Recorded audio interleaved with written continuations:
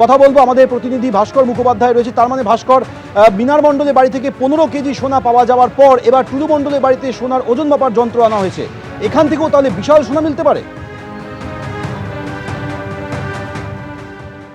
একদমই এই মুহূর্তে আমরা টুলু মণ্ডলের বাড়ির সামনেই দাঁড়িয়ে রয়েছি।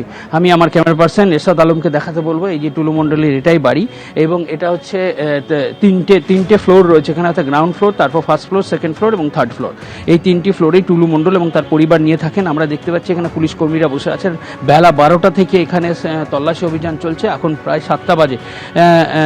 সেই অভিযান এখনও কন্টিনিউ চলছে। কিছুক্ষণ আগেই সোনা মাপার যে যন্ত্র, সেই যন্ত্র নিয়ে পুলিশ কর্মীরা ভেতরে গিয়েছেন, এবং যেটা আন্দাজ করা যাচ্ছে যে এখানে একটা সোনার থাকতে পারে, এবং তার পরিমাণ কতটা সেটা কিন্তু পুলিশ এখন ক্লিয়ার করছে না। কিন্তু তারা খবর পেয়েছে নির্দিষ্ট যে এখানে সোনা রয়েছে, এবং সেই জন্য সোনা মাপার যন্ত্র নিয়ে যাওয়া হয়েছে এখানে, এবং সেই মাপার কাজ এখন চলছে।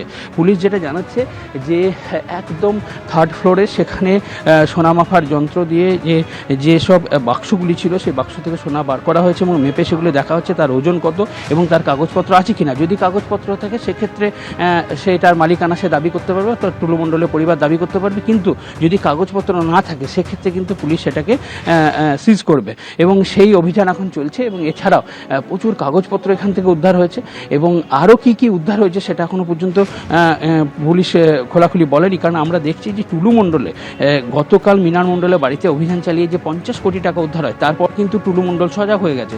সে বিভিন্ন জায়গা থেকে তার কাগজপত্র সে সরাতে শুরু করেছে, জিনিসপত্র সরাতে শুরু করেছে। আর এটাকেই লক্ষ্য রাখছে পুলিশ, কারণ পুলিশ দেখছে যে এটাই হচ্ছে সবথেকে বড় সুযোগ। কারণ এমন জায়গায় এইসব জিনিস লুকিয়ে রাখা হয়েছিল যে পুলিশ সেইগুলোর পুলিশের নজরের বাইরে ছিল, কিন্তু এখন যেটা হয়েছে কি সেই সব জিনিস সরাতে শুরু করেছে টুলু মণ্ডল, এবং পুলিশ সেটাই নজরে রাখছে যে এই সুযোগ যে টুলু মণ্ডল যেসব জিনিসপত্র লুকিয়ে রেখেছিল সেগুলোকে তারা হস্তগত করতে চাইছে। কারণ আমরা কিছুক্ষণ আগেই দেখেছি যে এখানে যে ফার্ম হাউস রয়েছে সেই ফার্ম হাউস থেকে যে কাগজপত্র সরাবার চেষ্টা করেছিলেন টুলু মণ্ডল, সেই গাড়ি আটক করা হয়েছে। এবং শুধু কাগজপত্র নেই, সেই গাড়ির ভেতরে কি রয়েছে সেটা এখনো পর্যন্ত পরিষ্কার না। পুলিশের সঙ্গে যখন আমি কথা বলি তারাও জানিয়েছে যে ভেতরে কি রয়েছে আমরা জানি না, আমরা এখন কিছুক্ষণ পরে সেগুলো সব খোলা হবে, খুলে সেগুলো দেখা হবে যে কি রয়েছে। তাই এই যে সুযোগ নিতে চাইছে পুলিশ, এটা একদম খুব পরিষ্কার, এবং টুলু মণ্ডলও বুঝতে পারছে যে আইনের জটে তিনি পড়েছেন, সেখান থেকে বেরোনো তার পক্ষে খুবই মুশকিল।